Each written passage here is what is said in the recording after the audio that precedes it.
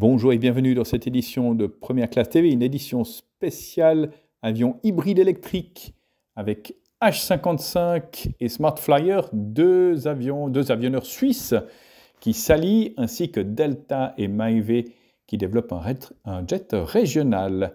L'aviation du futur, c'est tout de suite sur Première Classe TV. Smart Flyer, la start-up suisse qui porte le projet de l'avion hybride électrique SF1, s'est tournée vers son compatriote H55 pour les batteries. Alors qu'il se rapproche de la certification européenne de son système de propulsion électrique sur le biplace léger Bristol B23 Energic, H55 décroche une nouvelle application pour sa technologie avec le Swiss Smart Flyer. Cette annonce intervient quelques jours seulement après l'inauguration du nouveau site de production de H55 et de ses bureaux d'ingénierie à Longueuil, au cœur de la zone d'innovation aérospatiale du Québec. La nouvelle usine fabrique des blocs batteries pour les avions de ses clients, dont les livraisons devraient débuter en 2027. Il s'agit de la première implantation nord-américaine de H55 et du lancement de ses activités de production au Canada.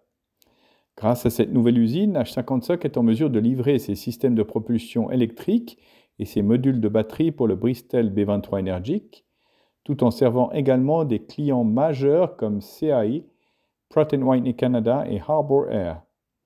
La certification du système de propulsion électrique de 100 kW de H55 est attendue prochainement, les premières livraisons étant prévues pour 2026. Le MJ500 va-t-il révolutionner le transport aérien régional? Delta y croit grâce à ses coûts d'exploitation réduits et sa capacité à diminuer les émissions de carbone de près de moitié. Dans un avenir proche, votre vol régional Delta pourrait bien se faire à bord de cet avion à l'allure inhabituelle, sans moteurs latéraux, mais avec deux hélices tournant de part et d'autre de la queue derrière une aile radicalement basse. La compagnie aérienne vient d'annoncer son partenariat avec Maeve Aerospace dans le cadre de sa feuille de route Sustainability 2023, une stratégie qui inclut aussi d'autres acteurs de l'aviation engagés dans la réduction des émissions. Parmi eux, JetZero, avec son appareil à fuselage intégré, l'aéronef taxi tout électrique S4 eVTOL de Joby, ainsi que les deux géants Airbus et Boeing, qui explore de nouvelles conceptions aérodynamiques et des solutions de propulsion alternatives. Pour l'instant, le soutien de Delta ne passe ni par un investissement direct, ni par un engagement d'achat d'appareils, mais la compagnie devient le partenaire officiel de Maeve pour les compagnies aériennes commerciales en Amérique du Nord. Delta apporte son expertise opérationnelle pour accélérer le développement du jet Maeve.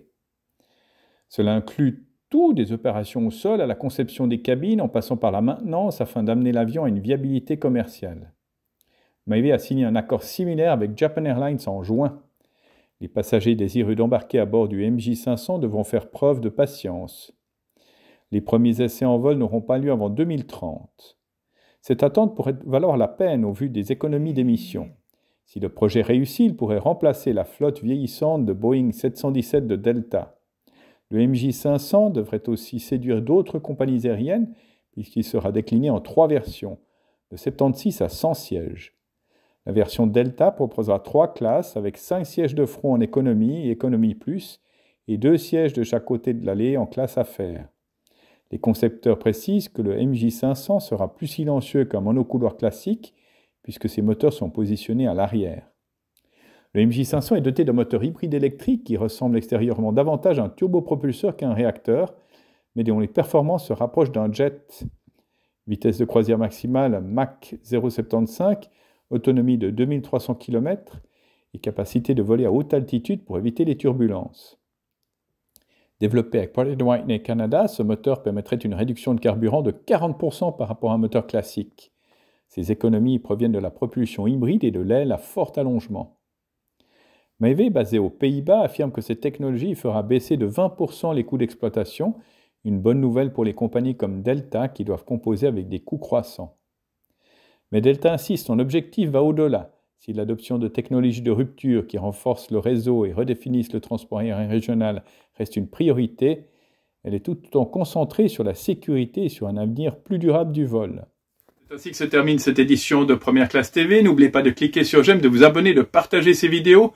Nous nous retrouvons la semaine prochaine avec ce qui pourrait devenir le vol le plus rapide du monde. D'ici là, bon vol à tous.